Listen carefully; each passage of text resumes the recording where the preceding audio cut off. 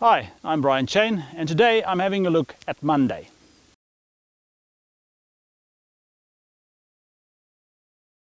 This is Monday. This is a 2014 Ural Tourist. Now don't be fooled by the year model, because this is pretty much the same bike that left the factory in the Second World War. There are two distinct versions of how the Ural came to be. The first was that the Germans sold the rights of the BMW R71 to the Russians as part of some anti-threatening treaty. But the second story I like a little bit more, because it's a little bit James Bondy.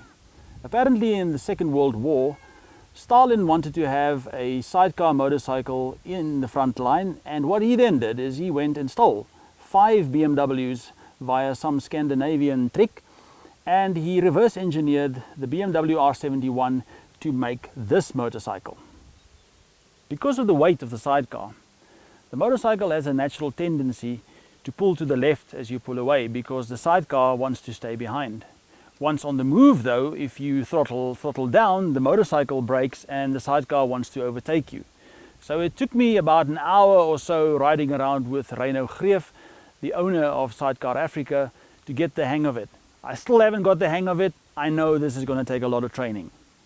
This bike has got a 750cc engine, and all BMW riders will recognize the little boxer engine downstairs, and it has got not a lot of power, but torque is the main thing when you're riding around with this. Because of the weight of the sidecar and the weight of the motorcycle and the weight of the rider and the weight of the passenger, you need torque. It has a 4-speed gearbox only, but the other gear is reserved for a reverse gear, and that is a big help on a rig like this when you need to turn around.